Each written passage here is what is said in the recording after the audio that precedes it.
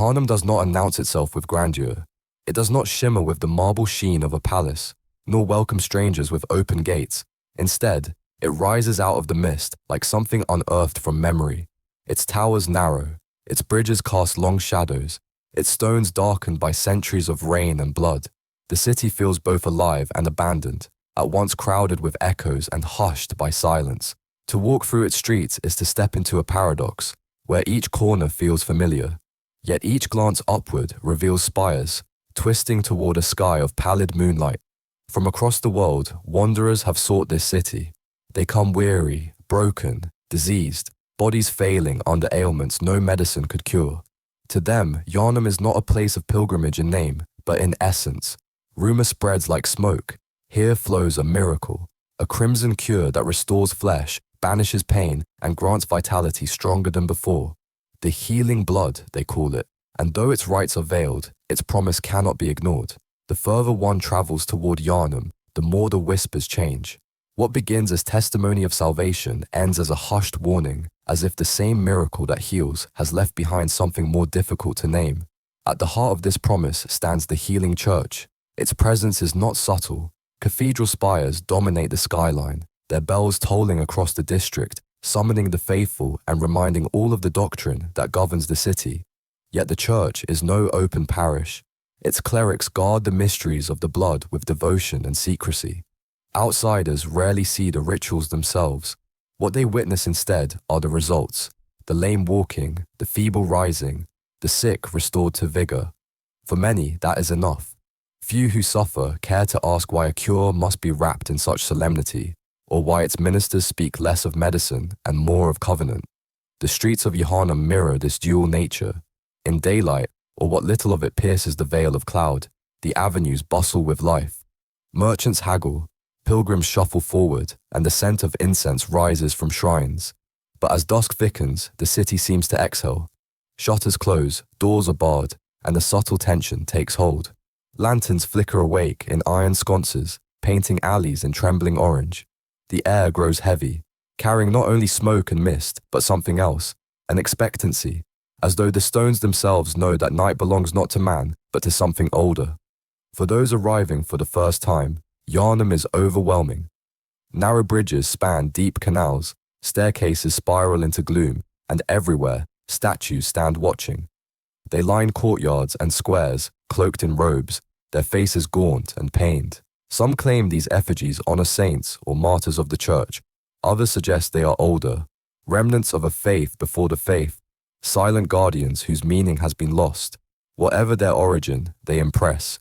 Upon the wanderer, a sensation of constant observation. In Yharnam, even stone eyes seem unwilling to close, and yet it is easy to be charmed by the city. For those who come in search of healing, the first sight of cathedral light spilling into a square can feel like hope made visible. The city hums with purpose, its rituals threaded into every gesture, every whisper. Visitors describe feeling folded into a design larger than themselves, as if they have stepped into a dream woven centuries ago. The bells, tolling soft and low, seem to lull them into acceptance. To receive the blood is to belong. To belong is to be saved. And who among the weary would resist such solace? But beneath this comfort lies a shadow. The blood that heals does not always leave the body unchanged. Some recipients feel a hunger that no food can sate, a restlessness that no sleep can calm. Physicians of the church assure them this is merely the body's adjustment, a passing fever before true restoration. Yet the whisper persists, that the same blood that lifts man above his frailty also drags him toward a bestial fate. What one pilgrim celebrates as cure, another laments as curse.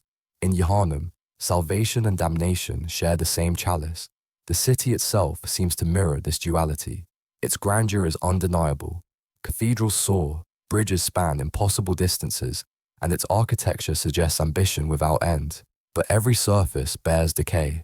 Stone walls are slick with moss, wooden doors splinter beneath age, and hidden beneath the fragrance of incense is the unmistakable tang of blood. The more one lingers, the clearer the pattern becomes. Yharnam is not a city at peace. It is a city straining against itself, as though trapped in a cycle of healing and harm, of rise and collapse. For the newcomer, this cycle is invisible at first. They see only the outer face, the calm assurance of the church, the benevolence of its rites. But slowly, signs appear. The fevered muttering of patients confined to hidden wards, the wary glances of townsfolk as dusk descends, the hurried prayers spoken at shuttered windows, asking for protection not from illness, but from what illness becomes. Even the cobblestones seem darkened, as though they have drunk deeply of blood spilled in silence. And yet, despite these signs, the city endures. It endures because its miracle is real. Flesh mends, sickness vanishes, hope rekindles. The price may be whispered, but the gift is undeniable. This paradox binds Yharnam together. It is a sanctuary for those who believe and a snare for those who doubt. To live here is to live within a covenant that is both blessing and burden, salvation and doom. As the lamps of the city glow against the pallid sky, one senses that Yharnam itself is more than mortal stone. It is a threshold, a place where forces beyond human understanding brush close to the waking world. The healing church proclaims dominion, but its authority feels less like command and more like stewardship of something older, deeper, and more secret. Every rite, every bell, every transfusion suggests not invention, but inheritance. Something flows beneath Yharnam more ancient than its stones, and the blood is but its outward sign. So we begin here, in this city of pale streets and hidden rites. We linger in its quiet corners, listening to the rhythm of bells and footsteps, watching the mist curl around lantern flame. Yharnam is the stage upon which all else unfolds, the crucible in which hope and despair are poured together.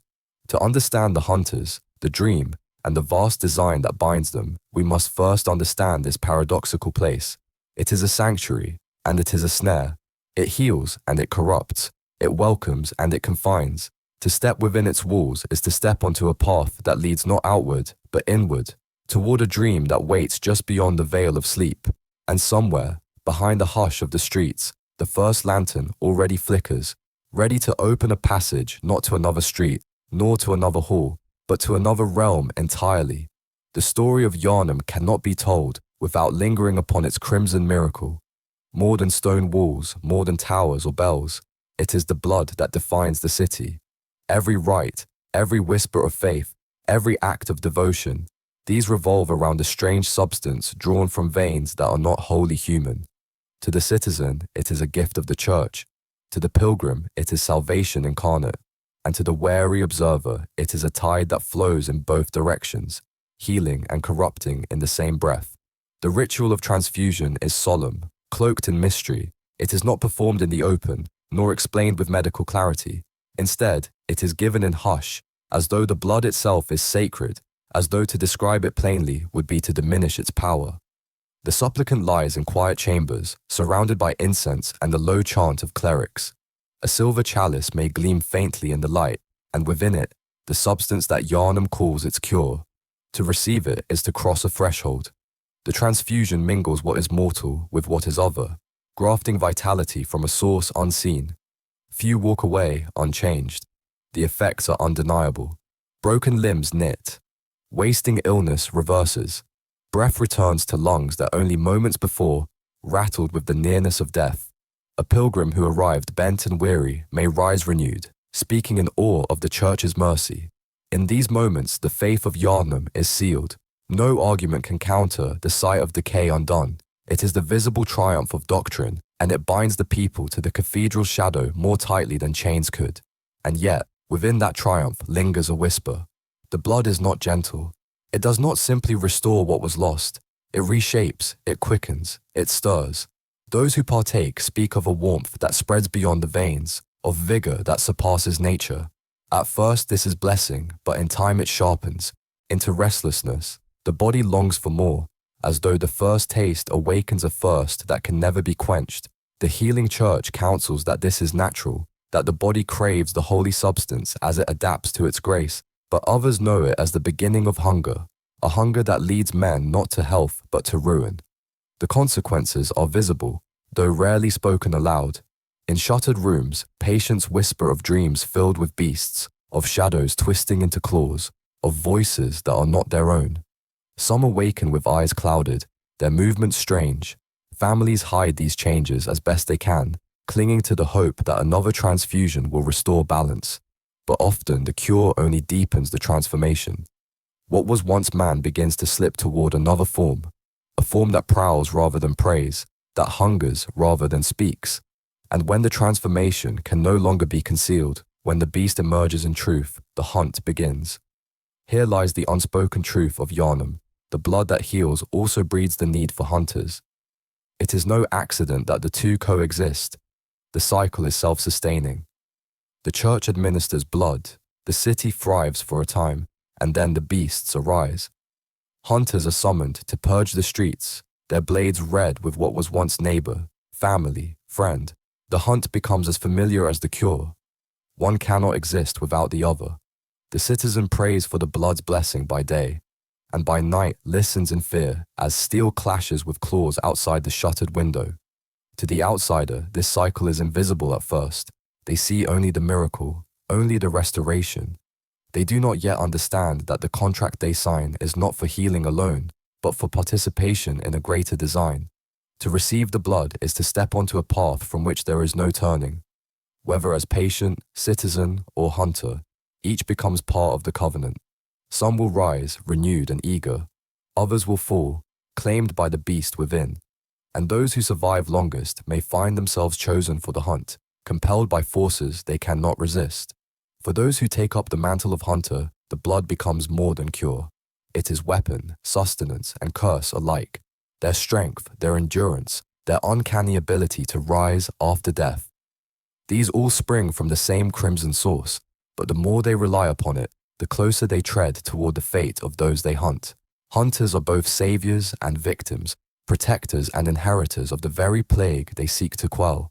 Their blades may carve a temporary peace, but their veins carry the same fire that fuels the beasts. In every victory lies the seed of transformation. The healing church speaks little of this duality. Its clerics veil the truth in doctrine and silence. To admit the paradox would be to weaken their authority. And so the people believe what they must, that the blood is holy, that the hunt is necessary, that the cycle is ordained. The church sustains its power not only through the chalices it raises, but through the silence it enforces. Questions are smothered, doubt is treated as heresy, and so Yharnam continues, its streets echoing with sermons by day and screams by night. And yet, within this cycle lies a deeper invitation. For some, the hunger of the blood is not only curse, it is a call, an urging toward another realm. The dreams that follow transfusion grow vivid, uncanny. The dreamer may glimpse gardens not of this earth, or hear voices speaking from a distance immeasurable. In sleep, they drift closer to something vast, something that watches. Most dismiss these as fevered visions, but for others, the dreams persist, shaping their path, preparing them for what lies beyond the veil of ordinary life. The blood does not simply heal, it beckons. Thus we see the paradox in full. Yharnam is bound to the blood as man is bound to breath. To refuse it is to remain weak, to die as the body fails. To accept it is to walk a path toward transformation, perhaps toward damnation. Yet in this danger lies the thread of destiny, for without the blood there would be no hunters. Without hunters, the beast would overwhelm the city. And without the city, there would be no stage for the greater designs that unfold in silence beyond human sight. The call of the blood is therefore not merely medical, nor merely spiritual. It is cosmic. It ties the mortal to the immortal, the frail to the infinite. Each transfusion is a covenant signed not with ink, but with essence. The supplicant may think they are healed, but in truth they are being woven into a design vast and inexorable. Their flesh becomes instrument, their soul a vessel, their dreams a passageway. What seems like salvation is in fact the first step into a labyrinth without end. And so, the pilgrim who receives the blood does not merely walk Yharnam's streets, they also step into a pattern older than themselves, older even than the church.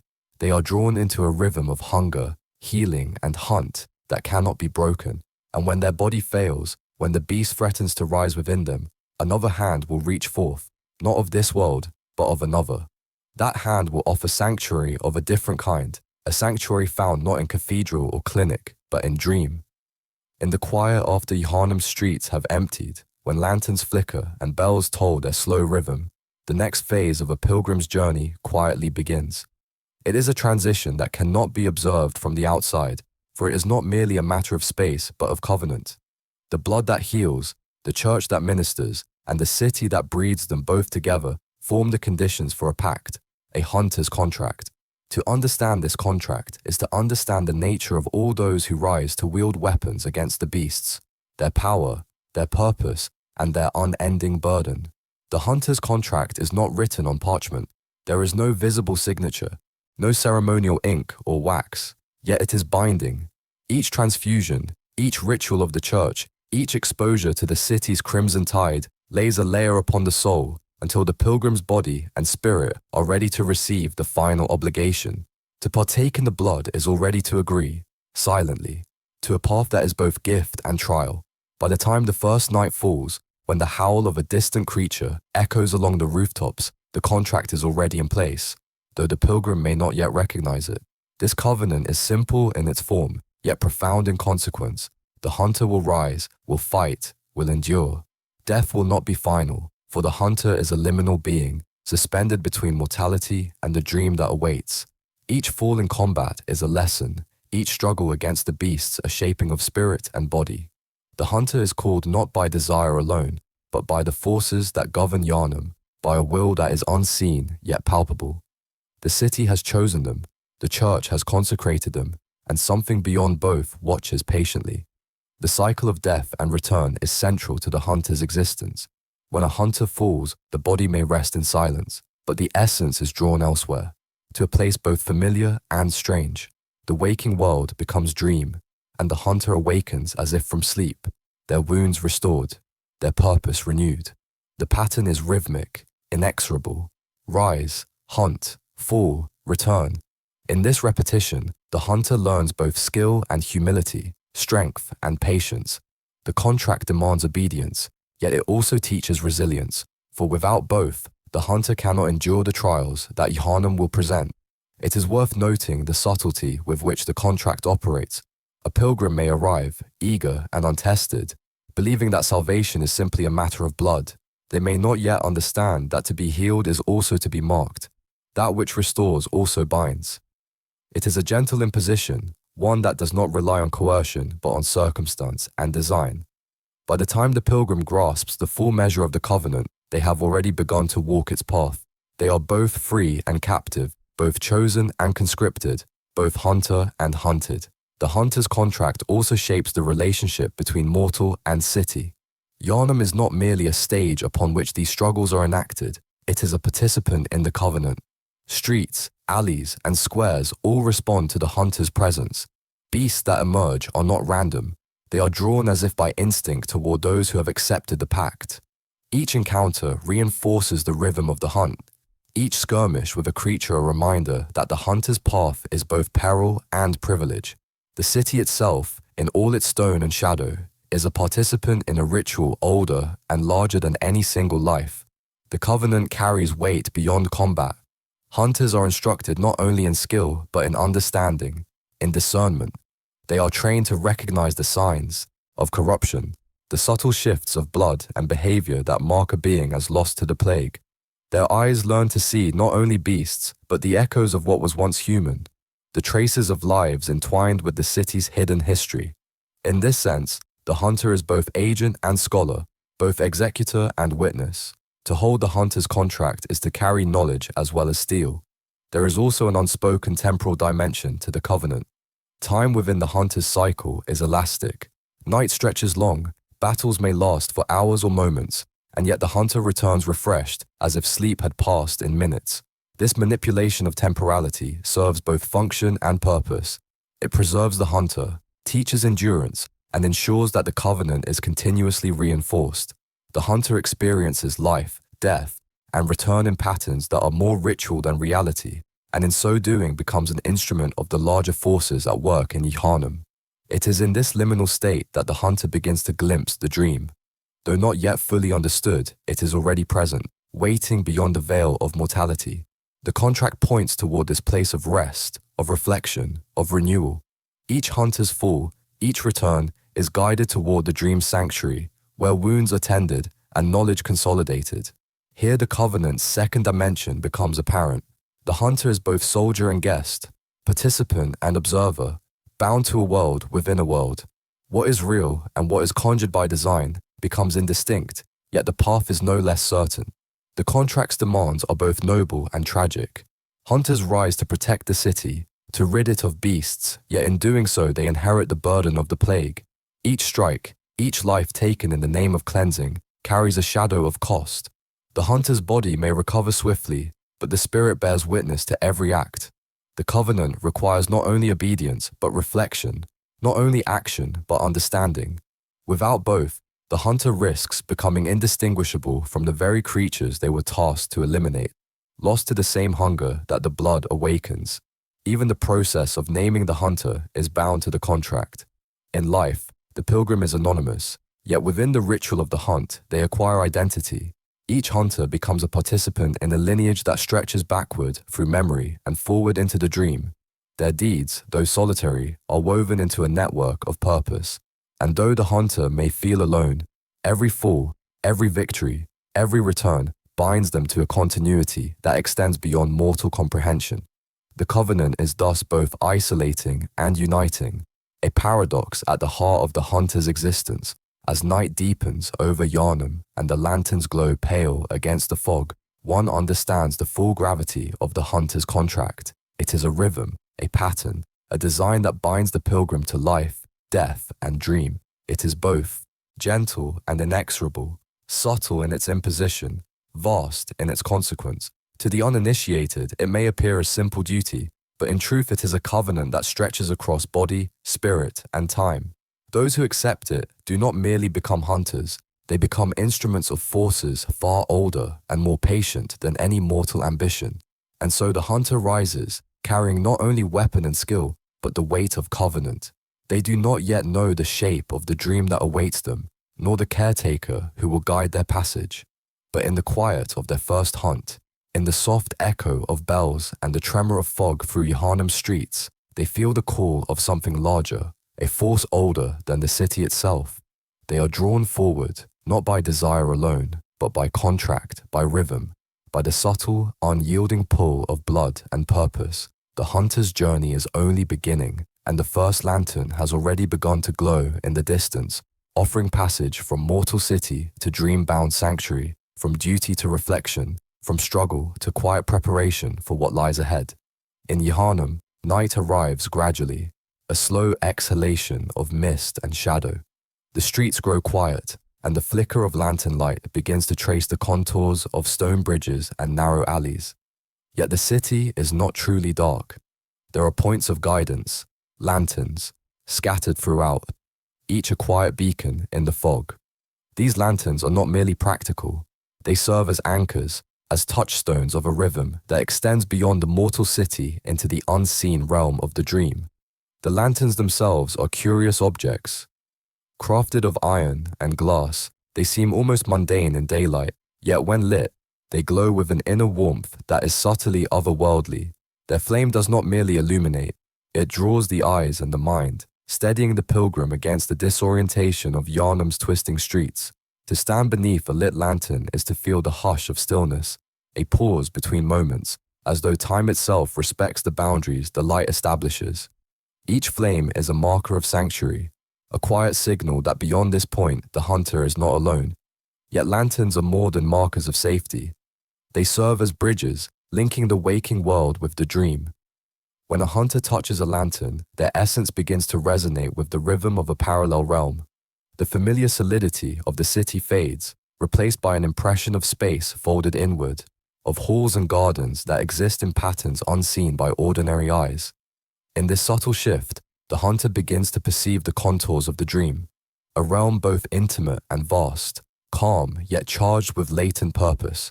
It is here that training, reflection, and preparation converge, and where the covenant's deeper meaning becomes manifest.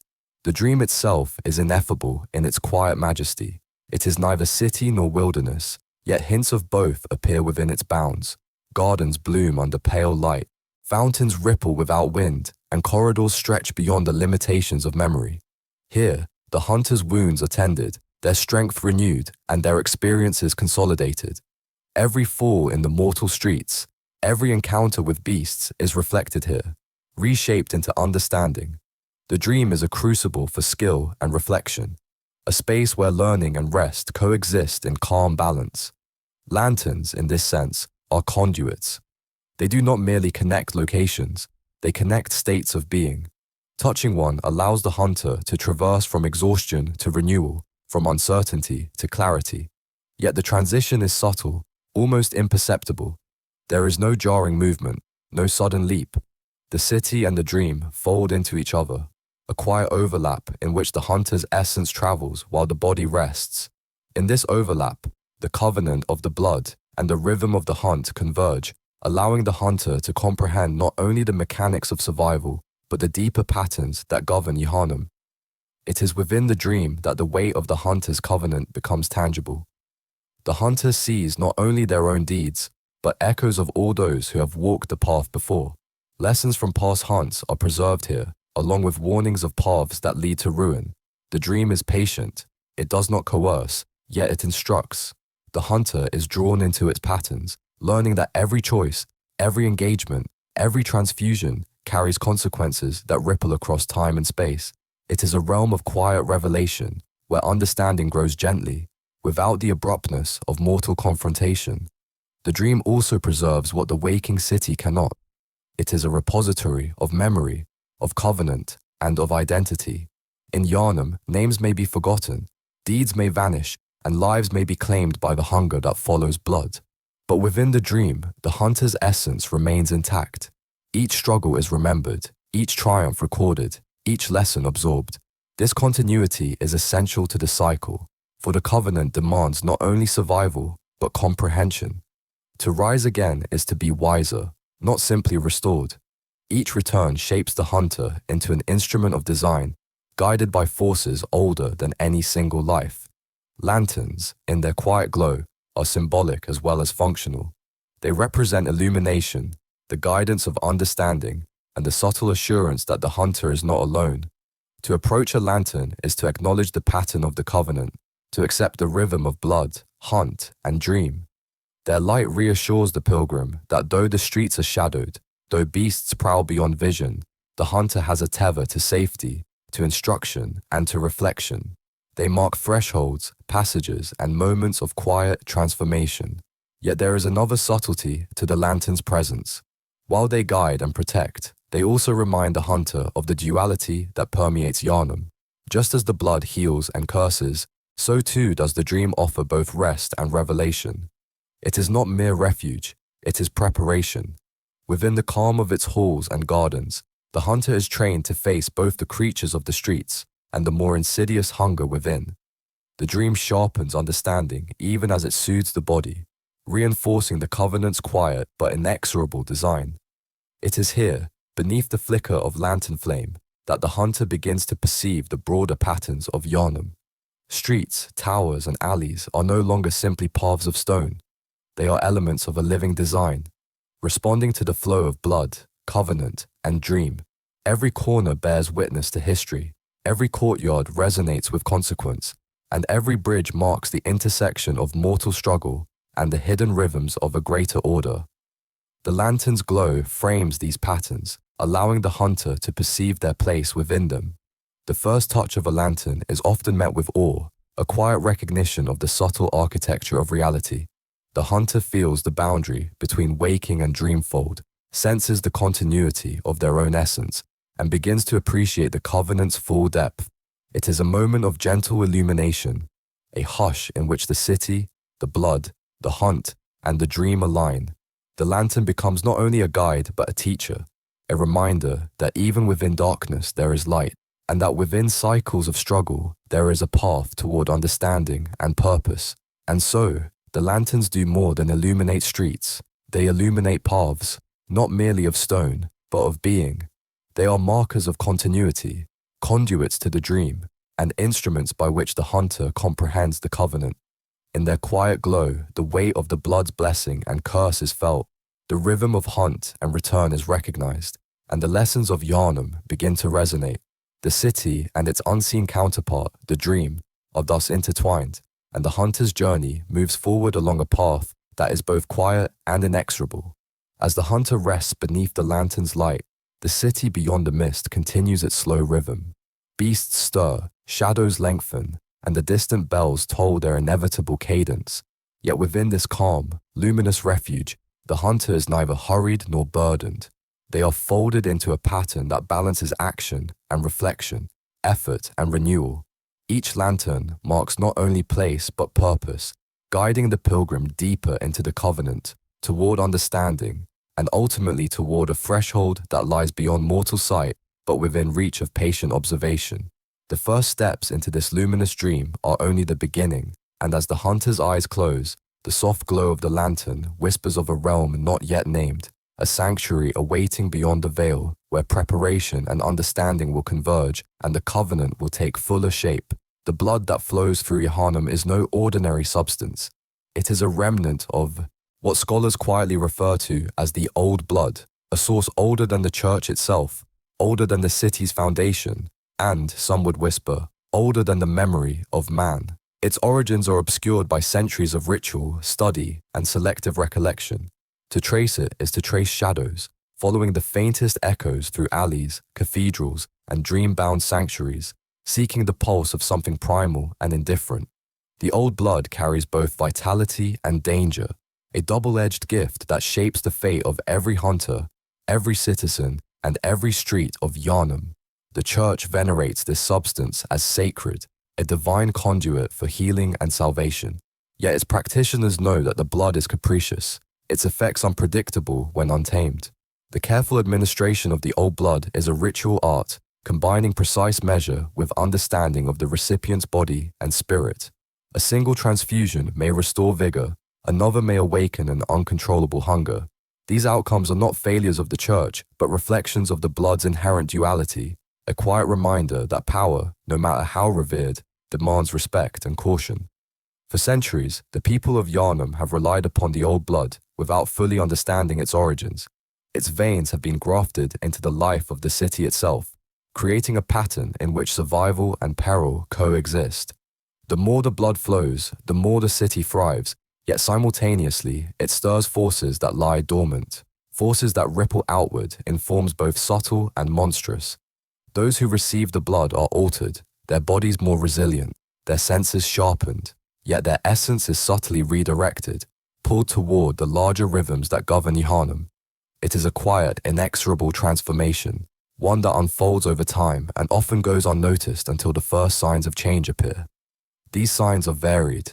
Some recipients awaken with heightened perception, their hearing and sight attuned to subtle shifts in the environment. Others experience restless dreams, visions of forests, shadows, and creatures that cannot be named. The most troubling effects are corporeal, strange strength, elongated limbs, or an unfamiliar lilt to the gait.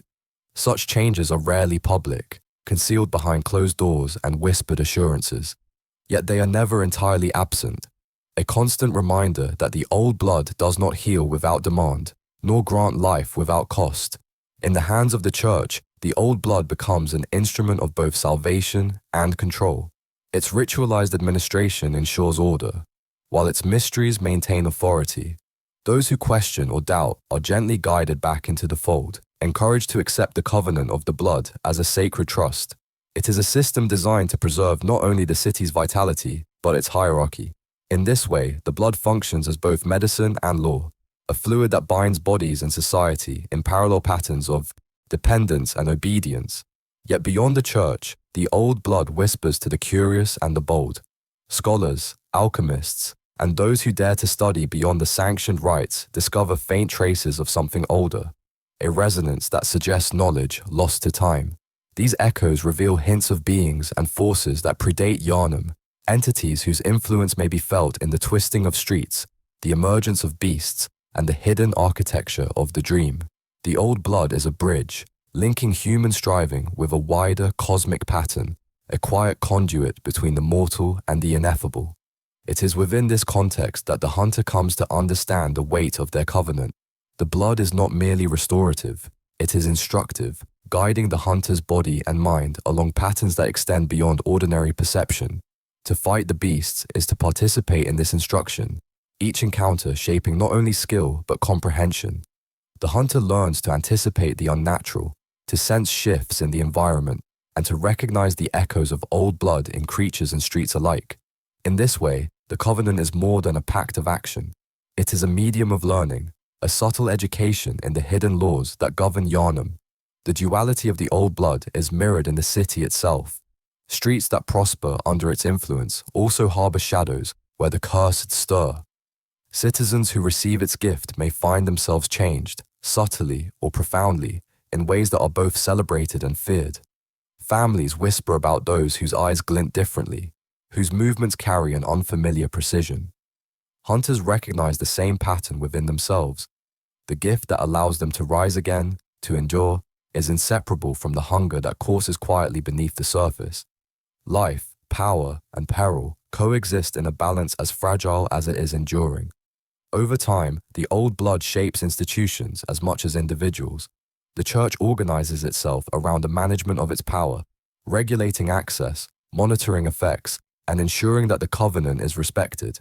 Hierarchies arise, knowledge is compartmentalized, and the rites themselves become codified. Every aspect of Yharnam, its streets, its wards, its hidden chambers, is affected by the rhythm of the blood. The city itself becomes a living testament to the interplay of blessing and burden, a manifestation of the very duality that hunters will carry in their veins and in their dreams. The echoes of the old blood extend beyond mere physicality. They resonate in dreams, in faint memories, and in patterns of behavior that cannot be fully explained. Some hunters awaken with sudden insights into the nature of beasts, their origin, or their patterns of attack. Others perceive faint traces of the city's history embedded in stone and mortar, as if the blood communicates not only through flesh but through place. In this subtle weaving, the hunter begins to comprehend that Yharnam is not simply a city to be protected. It is a living system, an organism whose health depends on the careful management of both mortal and supernatural forces. For those who dwell within Yharnam, the echoes of the old blood are at once a blessing and a caution. They grant vitality, skill, and understanding, yet they carry a quiet insistence that nothing in the city is wholly secure. Each transfusion, each encounter with a beast, each touch of a lantern is a step further into the covenant, deeper into patterns older than any memory. To move forward is to accept both promise and peril, to walk a path where life and transformation are inseparable, and where every choice resonates far beyond the immediate moment. In this way, the old blood prepares the hunter for more than combat. It shapes perception, fortifies spirit, and awakens a connection to the hidden currents of Yharnam. The covenant is reinforced not only through ritual and action, but through subtle, persistent influence. Those who perceive it fully may glimpse the interweaving of city, blood, dream, and hunter, a pattern that is at once elegant and inexorable, as natural as breath, as inevitable as nightfall. And so the hunter comes to understand that the old blood is neither tool nor mere substance, but a presence, a quiet architect of both opportunity and restraint. Its echoes permeate the streets, the chambers, and the sanctuaries of Yharnam, whispering of the past, guiding the present, and shaping the future. It is a pulse beneath the city, subtle yet unending, a reminder that every transfusion carries meaning, every action carries consequence, and every hunter participates in a design that stretches far beyond mortal comprehension. The echoes of the old blood are always present, soft and persistent, like the hum of distant bells or the hush of mist along stone. They call the hunter to awareness, to vigilance, and to contemplation. In these whispers lies the quiet promise that understanding can be achieved, that mastery over self and circumstance is possible, yet never without recognition of the price inherent in all power. The covenant of the hunter is thus inseparable from the legacy of the old blood, bound to blood, dream, and city in patterns that will unfold gradually, inevitably, and quietly through time. The first hunt is unlike any lesson the hunter has received, yet it is the first true test of the covenant. Before this night, the pilgrim has touched the lanterns, tasted the blood, and rested in the dream, absorbing quiet knowledge and learning to measure strength against weakness. They may feel prepared, though in truth no preparation can fully anticipate the encounter with the city's darker pulse. The hunt is not simply a contest of skill, it is an initiation, a confrontation with both external danger and the latent hunger that courses beneath the blood. The city itself seems to shift in anticipation. Streets that were familiar now feel strange, shadows twisting where none existed before. Mist coils around cobblestones, carrying the faint scent of decay and rain-soaked earth. Even the lamplight seems tempered, a softer, more diffuse glow that hints at movement just beyond perception. This is the threshold of the hunt, a subtle signal that the covenant is no longer abstract, that the hunter's actions now carry weight, and that rhythm of blood, beast, and dream is about to unfold in full measure. Beasts emerge slowly, almost shyly at first. Their forms are grotesque yet compelling, a reminder of the old blood's reach, of the city's transformation, and of the delicate line between vitality and monstrosity. The first encounter is often bewildering. The hunter must adjust, learn the tempo of the creature's movements, and recognize patterns beneath the apparent chaos. Every strike, every dodge, every subtle shift in stance becomes instruction, a lesson imparted by necessity rather than explanation. In this way, the hunter's covenant is enacted in real time, a living curriculum that demands attention, patience, and instinct. The first hunt is also a mirror. As the hunter faces these creatures, they confront not only external threat, but the echoes of what the old blood has awakened within themselves. Muscles respond with unusual strength, reflexes sharpened by transfusion, senses heightened to a degree both exhilarating and unnerving. Yet with every surge of power comes the whisper of restlessness, a subtle reminder that the gift is never without cost. The hunter observes these changes, learning to channel them, to harness vitality without succumbing to the latent hunger that shadows the blood's blessing. Guidance for the first hunt is minimal, for the covenant prescribes experience as teacher. The dream has prepared the body and mind, yet the real instruction lies in action. There are no mentors beside the hunter in these streets, only the city, the beasts, and the pulse of instinct honed through careful reflection. Here, discipline and observation matter more than mere courage. To strike too hastily, to disregard pattern and timing is to invite danger. To move with precision, patience, and quiet intent is to honor the covenant, to act in harmony with the hidden currents of the city and the blood that courses within. Every encounter, every victory, and every near fall conveys subtle lessons. The hunter begins to perceive the interweaving of beast and city, of circumstance and consequence. A fallen enemy may reveal hidden passage, a corner may conceal a clue, a distant howl may signal approach. Awareness becomes as vital as strength, comprehension as necessary as reflex. The first hunt is both education and initiation, a process by which the hunter learns to synchronize with the rhythm that underlies Yarnum, to act not only as participant, but as observer, interpreting the signals woven into mist, shadow, and stone. The first hunt is rarely solitary. Other hunters may be present in fleeting glimpses, moving silently in parallel paths, yet always maintaining distance, never interrupting the learning of a newcomer. There is an unspoken acknowledgement of shared covenant, a tacit respect for the rite of passage. In this way, the hunt preserves continuity, linking one generation of hunters to another, and reinforcing the quiet, disciplined cadence necessary to endure both physical and spiritual challenges. The city is a stage, the beasts are tutors, and the hunters are both pupils and kin. Preparation for the hunt is subtle, unfolding in rhythm rather than ceremony. The hunter positions themselves at the lantern, breath steady, mind quiet. Weapons are readied, each movement measured, each step deliberate. The covenant encourages reflection, even in action, a calm awareness that allows instinct and intellect to converge. The first strike, when it comes, is both thrilling and sobering, a signal that the covenant has entered its active phase, that the hunter's role is no longer theoretical, and that the rhythm of life, death, and return is now inseparable from experience. As the night progresses, the hunter learns to navigate fear as a tool rather than an obstacle. Shadows shift, sounds are amplified by anticipation, and the mind strains to interpret signals hidden within mist and echo. Yet this tension is tempered by rhythm, the flow of motion, the cadence of breath, the pattern of strike and response. In these moments, the hunter begins to perceive the delicate balance that sustains the covenant, recognizing that mastery lies not in domination, but in alignment, in responding to the forces at play rather than imposing upon them. The first hunt also reveals the city's quiet dialogue with the blood.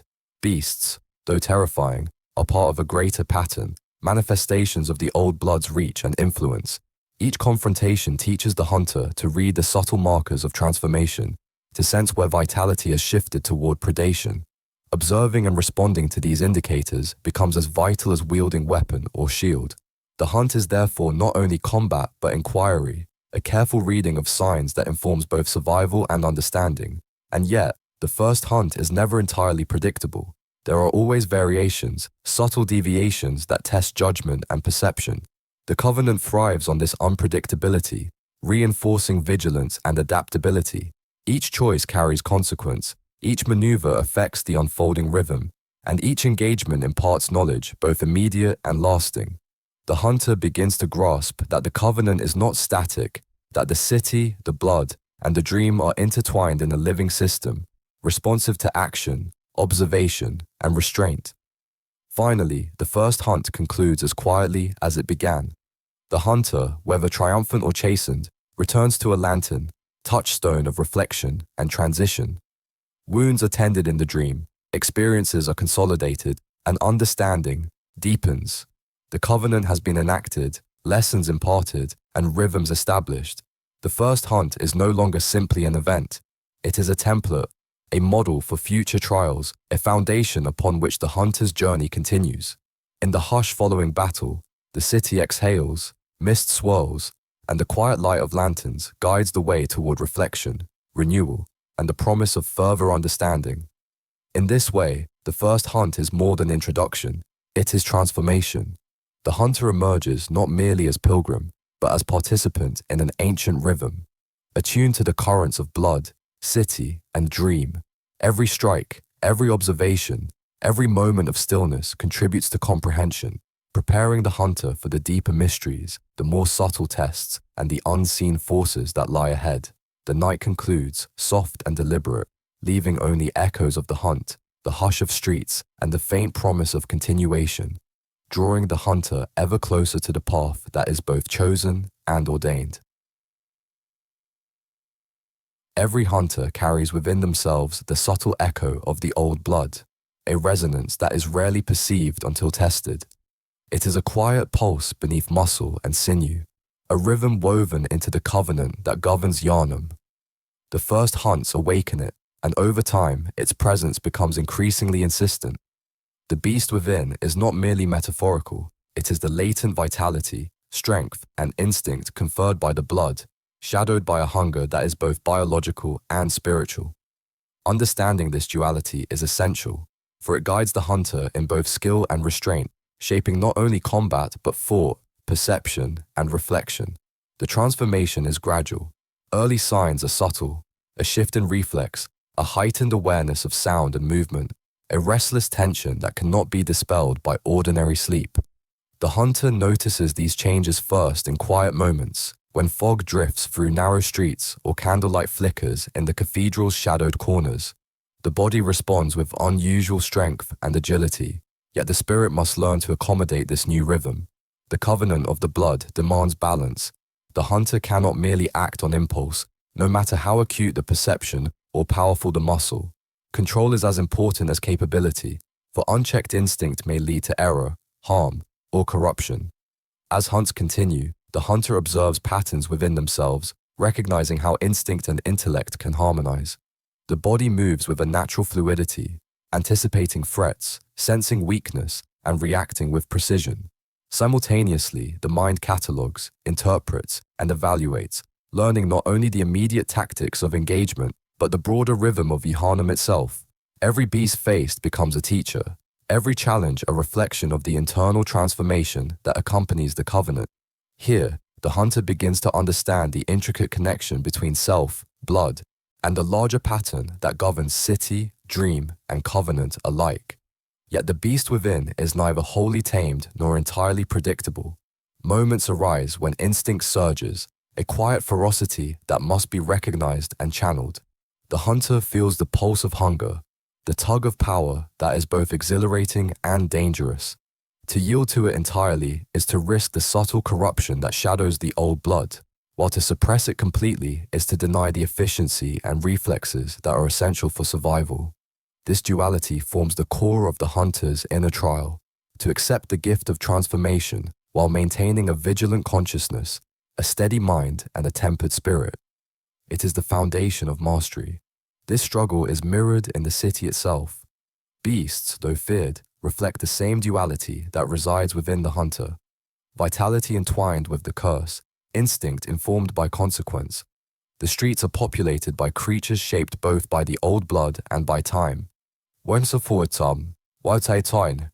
of human life distorted through exposure and affliction. Observing them, the hunter learns to perceive not merely threat, but structure. To detect patterns and signals that reveal intention and vulnerability. In doing so, the covenant is reinforced. The hunter becomes both participant and analyst, actor and observer, navigating the fragile balance between aggression and insight. The hunter's reflections often occur between hunts, in the quiet interludes afforded by the dream. Here, wounds are tended, strength is renewed, and understanding deepens. The presence of the beast within is less immediate, yet no less perceptible. Dream-bound observation allows the hunter to examine responses, impulses, and reactions without the immediate risk of mortal consequence. Subtle insights emerge, recognition of a tendency to overextend, an impulse to strike without calculation, or a latent fear that has yet to surface. The dream functions as a mirror, revealing aspects of self that cannot be discerned amidst the immediacy of action. These quiet revelations are essential for continued survival. The hunter's covenant is not simply a matter of combat proficiency. It is a training of perception, reflection, and temperance. Understanding the beast within allows for measured action, guiding the hunter to act in concert with instinct rather than in opposition to it. Each engagement, each challenge becomes both literal and symbolic, reinforcing the rhythm of covenant, blood, and city. In this way, mastery is never a destination, but an ongoing process, one that blends strength, observation, and contemplation into a unified whole. The duality extends further still. Hunters occasionally encounter transformations in others, witnesses to the same latent forces they experience themselves. Observing these altered states provides insight into the path the covenant imposes. The balance between vitality and hunger, power and restraint, instinct and reason. Some succumb, their instinct overwhelming their discernment, becoming monstrous echoes of the old blood's potential. Others achieve harmony, maintaining purpose and clarity even as the transformative energy courses through them. These examples serve both as caution and inspiration, reminders of the choices embedded within the covenant and the vigilance it requires. The beast within is also a teacher of rhythm. Combat, once instinctive and reactive, evolves into measured choreography, an understanding of timing, space, and consequence that mirrors the patterns of Jhanam itself. Each strike, each retreat, each observation contributes to a cumulative comprehension of the hunter's environment and self. Mist, shadow, and blood-stained street become data, and the hunter learns to act with precision, to anticipate, and to respond with clarity and calm. In this way, the covenant manifests not only externally but internally, shaping character, discipline, and perception simultaneously. The transformation is never complete, nor should it be. The covenant is designed to maintain tension, to cultivate awareness, and to sustain humility alongside capability. The beast within serves as both power and reminder, a constant whisper of the cost inherent in the gifts conferred by the old blood. It is an ongoing dialogue, one that unfolds with every hunt, every return to the dream, and every reflection upon the city's hidden patterns. Mastery is measured not in suppression, but in alignment, not in conquest, but in understanding, and not in the absence of danger, but in the harmonious navigation of it. In the quiet aftermath of hunts, when lanterns glow softly against the drifting mist, the hunter senses the full breadth of the covenant. They perceive how the beast within interacts with blood, city, and dream, shaping each decision, each movement, each subtle adjustment of thought and perception. They recognize the fragile balance between vitality and hunger, instinct and reflection, power and humility. The rhythm of the hunter's life, fight, fall, return, observe, is inseparable from this duality, and each repetition strengthens comprehension while deepening the sense of responsibility toward both self and city. It is here, in these reflective intervals, that the Covenant's deeper purpose begins to emerge.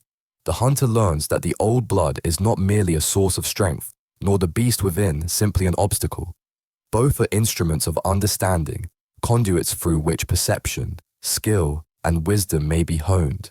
The hunter's actions, guided by instinct, yet tempered by reflection, become part of a larger rhythm, a pattern that links mortal endeavor, the city's cycles, and the dream's quiet oversight. Every engagement, every observation, every rest and renewal reinforces this pattern, weaving the hunter ever more tightly into the Covenant's design. Thus, the beast within is neither enemy nor friend, neither curse nor blessing alone. It is a companion, a guide, and a teacher, shaping perception and action, testing patience and discernment, and offering insight into the rhythms of blood, covenant, and city. To navigate its presence with calm and clarity is to honor the covenant, to participate fully in the cycle of hunt, reflection, and renewal, and to prepare for the challenges that lie ahead. Challenges that will demand not only strength and skill, but wisdom, restraint, and the quiet understanding of forces older and subtler than mortal sight can fully encompass. And so, as Yharnam exhales into the night, as the mist drifts softly over stone and iron, and as lanterns glow with gentle persistence, the hunter continues. The beast within has awakened, not as a threat to be feared, but as a rhythm to be understood.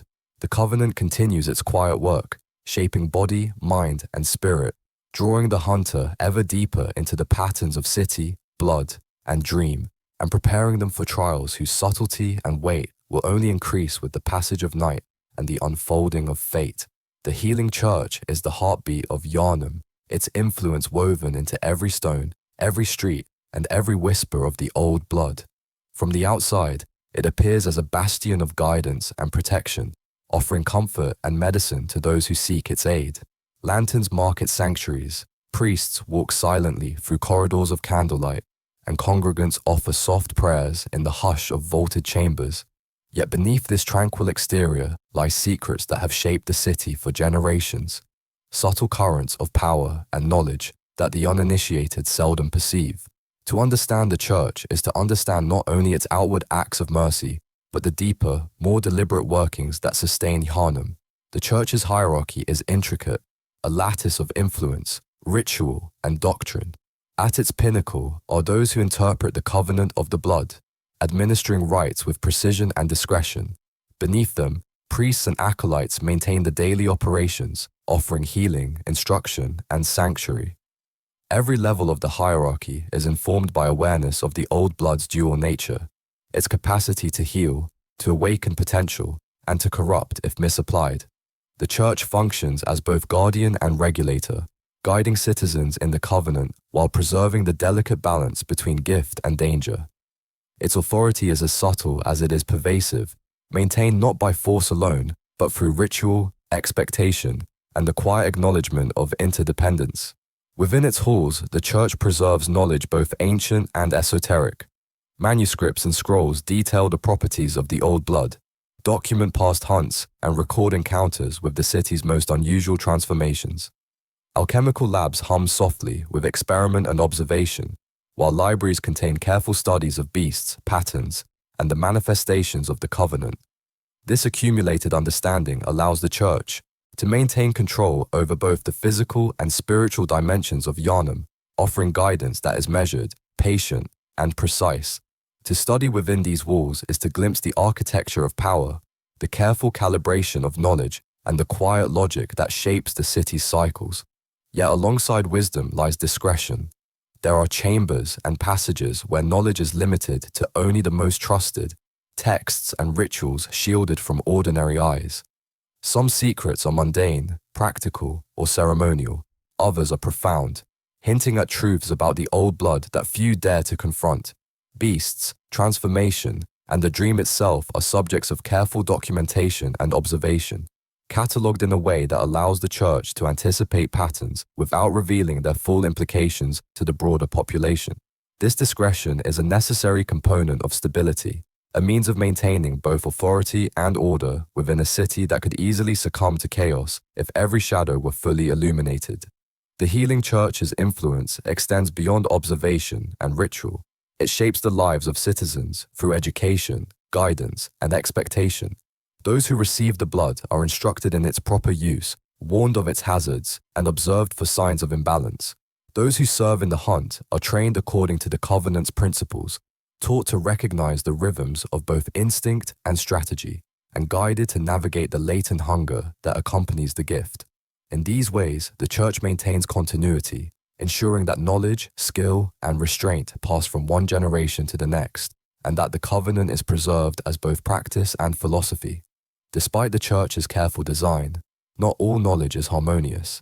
Some priests and scholars pursue discoveries that skirt the edges of the covenant, seeking deeper understanding or testing the boundaries of the old blood. These endeavors are conducted in quiet chambers, sometimes hidden beneath the cathedrals themselves, where faint echoes of experiment blend with the hush of candlelight and stone. Here, observation and ambition intertwine, producing insights and sometimes unintended consequences. The church recognizes both the necessity and danger of curiosity, balancing innovation against stability and ensuring that knowledge expands without disrupting the fragile equilibrium of Yharnam. The church also maintains a subtle dialogue with the hunter. Those who have touched the lanterns, walked the streets, and engaged the beasts are observed and sometimes guided. Instruction is often implicit rather than explicit. A shadowed glance, a pattern noted, or a ritual repeated with slight variation.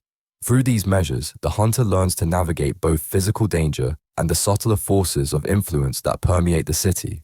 Every action is reflected and absorbed, every choice carries consequence, and every return to the dream reinforces lessons that are as spiritual as they are practical. There is a temporal rhythm to the church's operations. Certain rites are conducted in accordance with celestial alignments, others with the cycles of the city's blood, and still others according to patterns known only to the most senior practitioners. These rituals reinforce the covenant, preserving both the knowledge and the discipline required for survival. Lanterns once again serve as markers and conduits, guiding the hunter and citizen alike, anchoring their presence in both space and ritual, and providing moments of calm reflection amidst the subtle turbulence of the city's unseen currents. Even as the church exerts this pervasive influence, it is not impervious to the old blood's unpredictability. Transformation, mutation, and the occasional aberration remind its leaders of the inherent duality that guides Yharnam. Each deviation is recorded, reflected upon, and woven into the corpus of knowledge. The church is thus engaged in a continuous cycle of observation, adaptation, and instruction, ensuring that every outcome, whether anticipated or anomalous, contributes to understanding and preservation. The covenant thrives in this interplay, balancing risk and insight with careful, deliberate attention. For the hunter, the church embodies both support and challenge. It is a sanctuary, a repository of guidance, and a source of preparation. Yet it is also a reminder of responsibility, an institution that demands comprehension, restraint, and alignment with principles that extend beyond personal survival. Hunters who engage with the church learn that skill alone is insufficient. Understanding, observation, and reflection are equally necessary. Every hunt, every transfusion, every return to the dream becomes a continuation of this education, a reinforcement of the covenant, and a step toward deeper insight into both self and city. The secrets of the healing church are therefore manifold. They include practical knowledge of the old blood, insights into the rhythms of the city, the management of transformation, and the maintenance of order. They encompass both instruction and discretion, observation and restraint, guidance and autonomy. By navigating these secrets, the hunter learns not only to survive, but to understand, to perceive patterns in chaos, and to act with deliberation amidst uncertainty. The covenant extends beyond combat, reaching into thought, perception, and the careful balance of instinct and reflection. And so, as lanterns glow softly and mist drifts through streets and courtyards, the hunter continues their journey, shaped by lessons of the dream, tempered by the rhythm of the hunt, and guided by the subtle, pervasive wisdom of the church. Every chamber explored, every ritual observed, every subtle instruction absorbed contributes to a growing comprehension of Yharnam, its covenant, and the quiet currents of the old blood. In this manner, the city, the church, and the hunter exist in a delicate, persistent alignment, a pattern that unfolds gradually, inexorably, and quietly, drawing the pilgrim toward the next stages of discovery, confrontation, and understanding. Jahannam is a city of layers, each street and alleyway folded upon the last, forming a labyrinth whose complexity rivals memory itself. To walk its paths is to traverse both geography and history, to move through time as subtly as space. The labyrinth is not merely a matter of architecture, it is the physical embodiment of the covenant, a structure shaped by centuries of blood, ritual, and the faint echoes of dreams. Every corner conceals lessons, every passage offers opportunity, and every shadow hints at both peril and revelation. The hunter learns to read this pattern, to anticipate, and to interpret subtle signals embedded in stone and mist. The labyrinth exists on multiple scales. At the surface, there are streets lined with wrought iron and cobblestones, where lanterns glow softly, and the echoes of the city's past are preserved in statues, gates, and quiet courtyards. Beneath the surface, hidden tunnels, crypts, and sewers carry both history and hazard, twisting unpredictably beneath familiar streets. The vertical dimension adds further complexity, as rooftops, balconies, and stairways form corridors through which both hunter and beast may traverse. Navigating this space requires not only physical skill, but a perceptive awareness of patterns, a recognition that the city itself communicates in signals subtle and persistent. Within the labyrinth, the hunter encounters the residue of previous generations. Signs etched into walls, discarded tools, and remnants of past hunts serve as guidance, caution, or challenge. These traces are more than physical. They are imprints of experience, layered with intent, observation, and reflection. The covenant teaches that the city is a teacher, that each passage and chamber contains lessons waiting to be perceived, and that the patterns of the labyrinth mirror those within the hunter's own mind and body. To traverse it successfully is to engage both intellect and instinct, to perceive structure amidst apparent chaos. The beasts of Jahannam are intimately tied to this labyrinthine structure. Their patterns of movement, their habitats, and even the sounds they produce correspond to architectural features and subtle rhythms of the city. Some linger in courtyards and alleys, others pursue through stairways and rooftops, yet all respond to the latent patterns of the old blood and the covenant it enforces. The hunter learns to anticipate these rhythms, to read subtle signs, and to act in concert with both instinct and observation.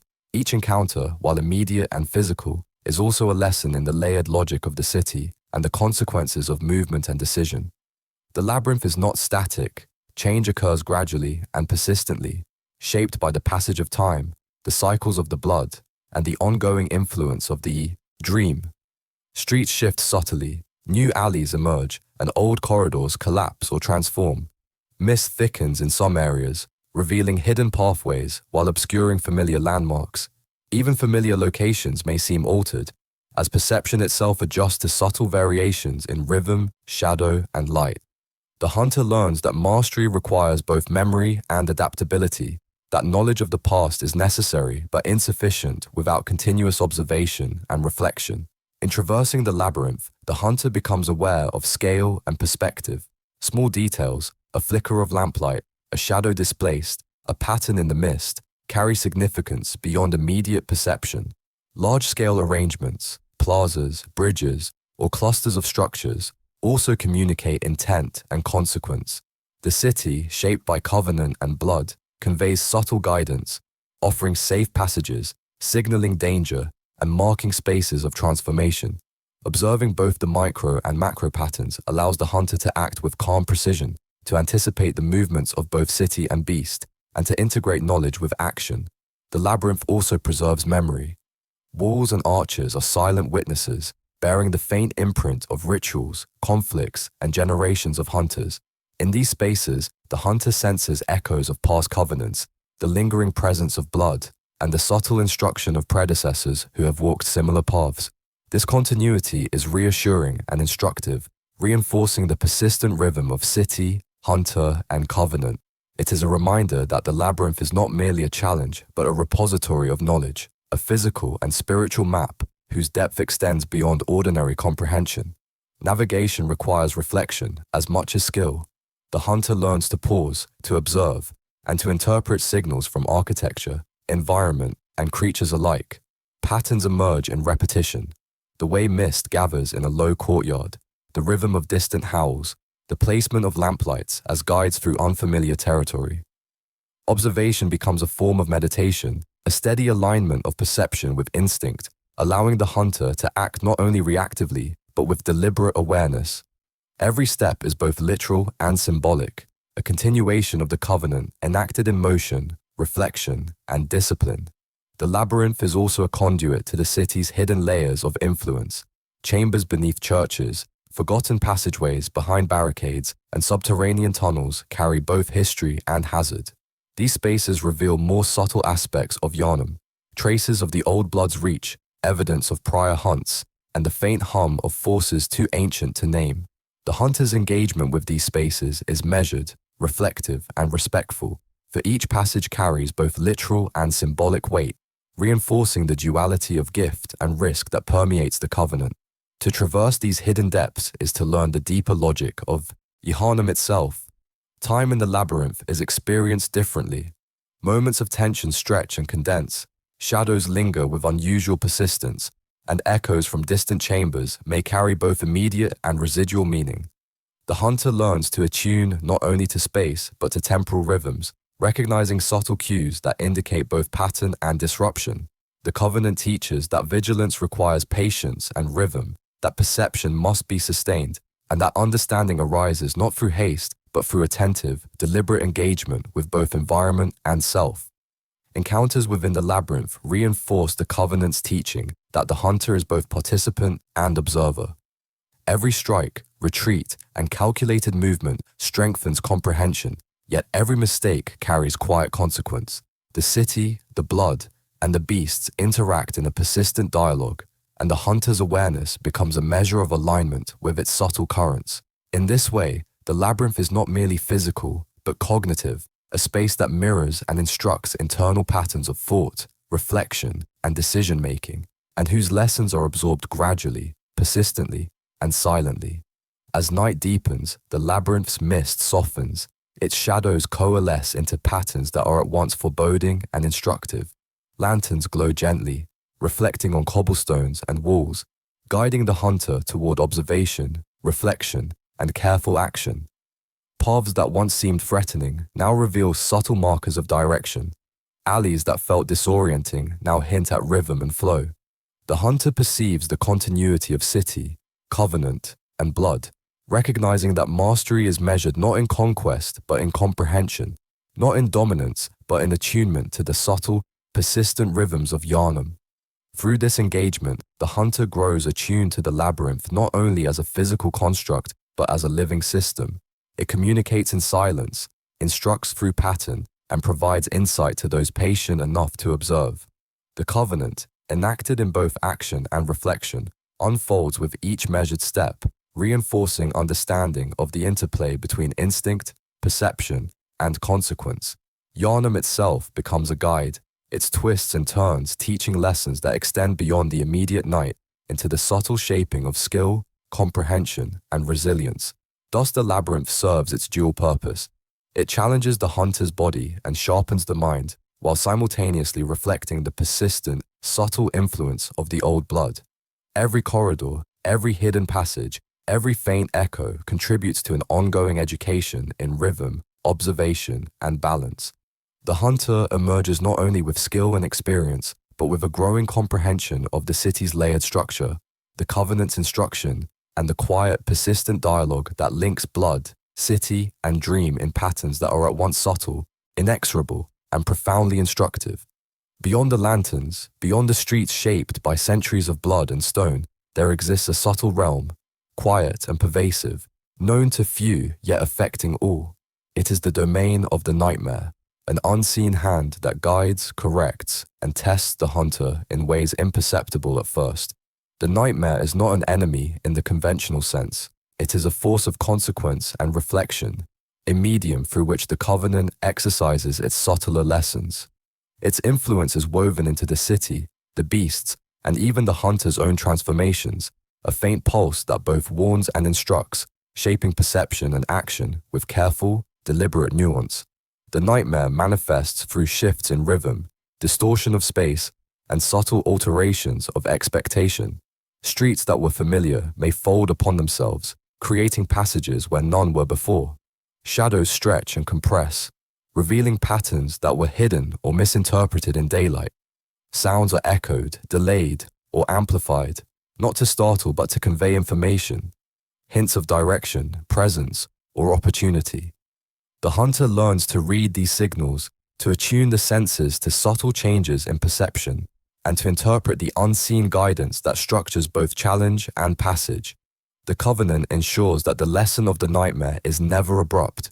It unfolds with patience and measured cadence, inviting observation rather than demanding reaction. Within the nightmare, time itself behaves with gentle irregularity. Moments may elongate, compress, or repeat with subtle variation.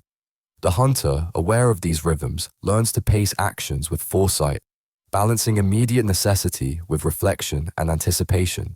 The beasts encountered here are often different, their movements governed by patterns that hint at the nightmare's underlying logic.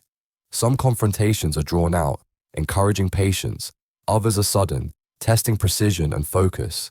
In every instance, the hunter is engaged in an ongoing dialogue with forces both tangible and abstract, learning the alignment between instinct, observation, and the latent currents that influence all motion. The architecture of the nightmare is itself instructive. Structures are familiar, yet subtly altered, corridors extending beyond expectation, stairways leading to spaces that seem both new and ancient. Light, or its absence, is employed as a guide. Faint lanterns glimmer in unexpected places, and shadows articulate rhythm and timing. The city communicates in silence, its distortions designed not to terrify but to teach. The Covenant's methodology is evident in these alterations. Every movement, every choice, every perception is an opportunity to engage, to learn, and to reflect. The hunter's comprehension deepens not through force but through attunement, and mastery is measured by awareness rather than conquest. The nightmare also illuminates the limits and potential of the beast. Within, the hunter, attuned to instinct and reflection, observes responses not only in themselves but in the environment, noting how subtle shifts in perception influence action. Reflexes, heightened awareness, and the surge of latent vitality are all amplified by the nightmare, yet so too is the risk of error, impatience, or overextension. Here, lessons are conveyed not through punishment but through consequence, a quiet demonstration of the delicate balance between capacity and restraint. The Covenant's duality is reinforced. Power and observation, instinct and reflection, freedom and limitation are inseparable in practice. Encounters within the nightmare serve as profound instruction.